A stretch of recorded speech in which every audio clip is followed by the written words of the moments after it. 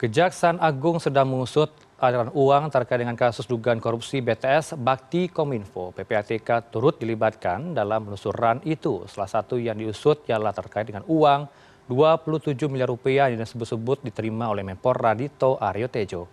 Kejagung menyeratkan bahwa pemeriksaan terhadap Dito bukan terkait dengan langsung dengan kasus korupsi pengadaan BTS Bakti Kominfo.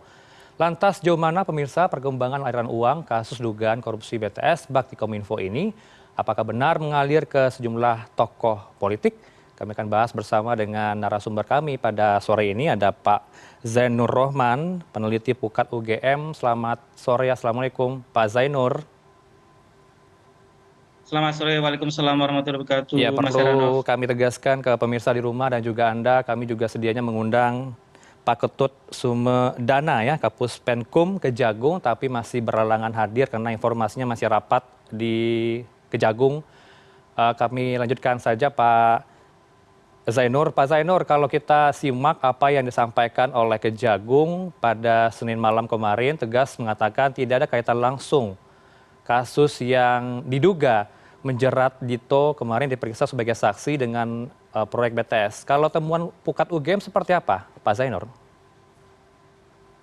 Ya, tentu kalau seseorang diperiksa oleh aparat penegak hukum, dalam hal ini adalah seorang penyidik, tentu akan memberikan informasi yang menguntungkan bagi dirinya gitu ya. Hmm. Nah, apakah penerimaan 27 miliar itu benar-benar ada atau tidak? Hmm. Apakah itu terkait atau tidak terkait dengan korupsi BTS? Yaitu menjadi tugas dari penyidik untuk mendalami. Tapi yang saya dengar kemarin dari pihak kejaksaan sendiri sudah mengatakan ini bukan merupakan aliran langsung dari proyek BTS-nya, tetapi ada Hmm. dugaan ini adalah kejadian ikutan, ya, satu upaya untuk mengondisikan agar ya proyek BTS ini tidak diusut oleh penegak hukum. Hmm. Jadi bukan berarti meskipun ini bukan merupakan korupsi langsung di BTS-nya, bukan berarti ini bukan tindak pidana ya. Ini sangat Hmm. mungkin adalah merupakan tindak pidana, ya bisa merupakan tindak pidana suap, gratifikasi, atau setidak-tidaknya pasal 21 Undang-Undang Tipikor yaitu merintangi penyidikan. Nah, Hmm. apakah Dito benar menerima atau tidak, yaitu tugas dari penyidik. Tapi saya melihat ya sudah seharusnya penyidik menggunakan berbagai alat bukti yang tersedia. Tentu kalau sekarang saksi-saksi sudah banyak dikondisikan.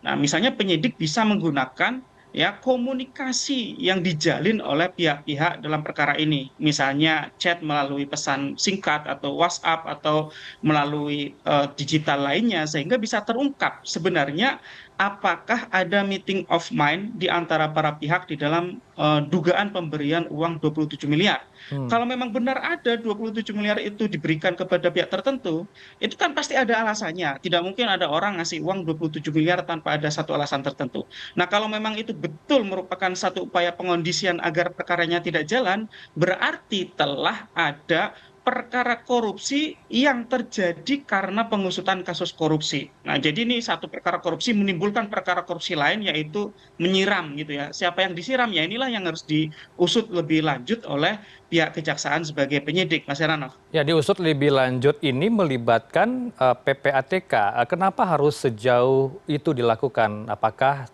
baiknya jika memang ada indikasi dugaan adanya kaitan dengan BTS ini sudah sejak lama dilakukan untuk ditelusuri PPATK, Pak Zainur?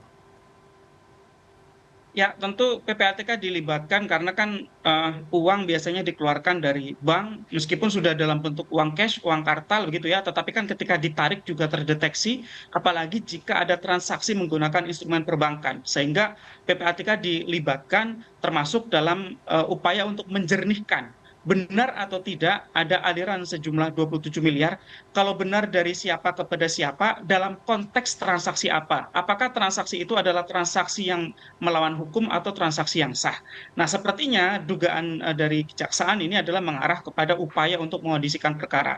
Nah, soal lain bahwa PPATK memang dilibatkan untuk mengusut tuntas, ya. Kenapa? Karena proyek ini senilai lebih dari 8 triliun. Totalnya ada sekitar 10 triliun.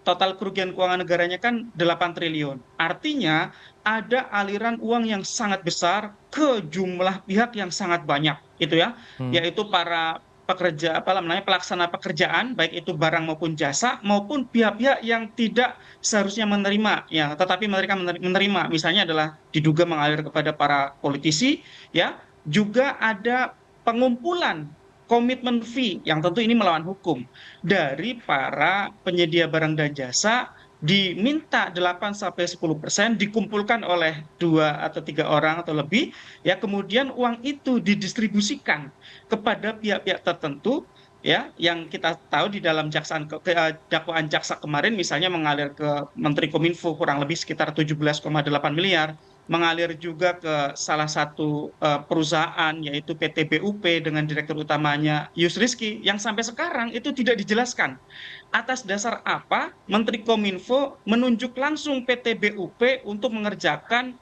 bagian panel surya dan baterai untuk proyek BTS ini tanpa melalui tender. Nah ini kan artinya memang aliran-aliran ini memang harus dibuat terang dengan meminta bantuan PPATK agar semua pihak yang menerima aliran itu bisa diketahui ya dan ini nanti menjadi bekal untuk melakukan aset recovery karena 8 triliun yang hilang itu harus dikembalikan seluruhnya kepada keuangan negara sehingga ada pemulihan aset.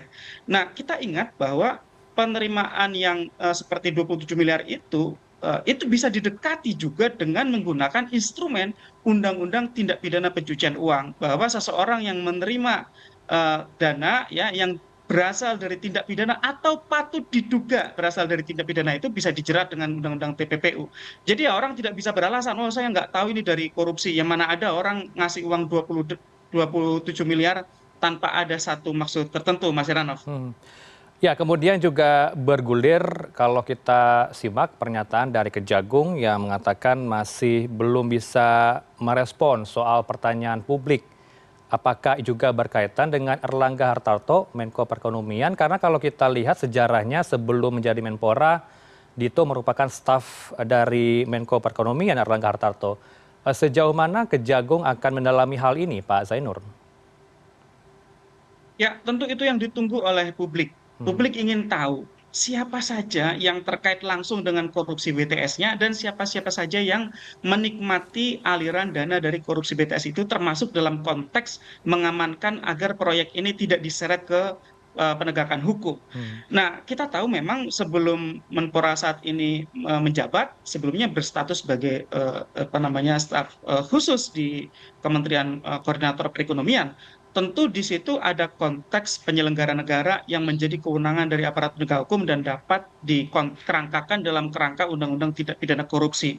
Nah, dalam banyak kasus, bukan kasus ini saya tidak menuduh, biasanya seseorang pejabat menerima aliran dana itu tidak menerima langsung, tetapi melalui orang-orang terdekat, staf khusus, ajudan, sopir, keluarga, family, atau bahkan karyawan, atau siapapun yang digunakan sebagai nomine juga untuk mewadahi ketika ada aliran-aliran dana dari sumber-sumber yang tidak sah. Nah, kita ingin kejaksaan membuat jelas semua pihak dari semua spektrum politik, warna bendera partai ya apapun pilihan politiknya kita ingin kejaksaan proses semua yang terlibat. Nah ini yang kita sampai sekarang belum melihat bahwa kejaksaan ini memang setransparan mungkin. Kita lihat dakwaan yang dibacakan untuk mendakwa Joni Plate dan kawan-kawan itu misalnya seperti PT BUP yang direkturnya adalah Yus Rizky itu tidak ada konteksnya. Atas konteks apa ya Joni Plate itu meminta kepada Anang Ahmad Latif Direktur Bakti untuk memberi proyek senilai 50 miliar kepada PT BUP melalui Yus Rizky. Ya kan pasti orang akan berpikir ya biasanya ini karena memang ada plot-plotnya gitu ya. Ini jatahnya A, ini jatahnya B. Tapi itu tidak muncul di dakwaan. Sehingga saya berharap kejaksaan akan membuat terang itu nanti di dakwaan terdakwa-terdakwa yang lain dan membuka secara jelas di depan persidangan di fase pembuktian. Termasuk saya berharap ketika terdakwa Johnny G. Plate mengatakan akan membuka terang semuanya di depan sidang ya kita akan tunggu. Kalau ada tuduhan ini semua terkait dengan upaya politisasi, maka kesempatan terbaiknya adalah membuat terang secara komprehensif, utuh, tidak ditutup-tutupi di depan muka sidang. Joni Plate harus menceritakan semuanya, siapa saja yang dia kasih proyek secara melawan hukum, uangnya itu mengalir kemana saja, termasuk dari anak Ahmad Latif maupun Irman Hermawan atau juga pelaku-pelaku yang lain.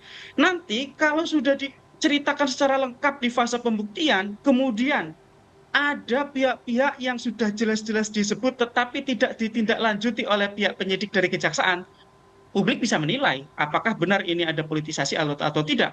Publik akan menilai kejaksaan akan bebas, mandiri, tidak punya kepentingan apapun, tidak ada intervensi apapun kalau pihak kejaksaan babat habis tanpa pandang bulu, tidak tebang pilih siapapun yang terlibat dalam perkara ini, Mas Heranov. Baik, kita catat ya tidak ada tebang pilih dalam kasus proyek BTS ini. Terima kasih atas insight Anda bersama kami, pandangan Anda, analisa Anda, Pak Zainur Rohman, selaku peneliti Pukat UGM. Terima kasih, selamat sore. Assalamualaikum, Pak Zainur. Waalaikumsalam warahmatullahi wabarakatuh, Mas Heranov.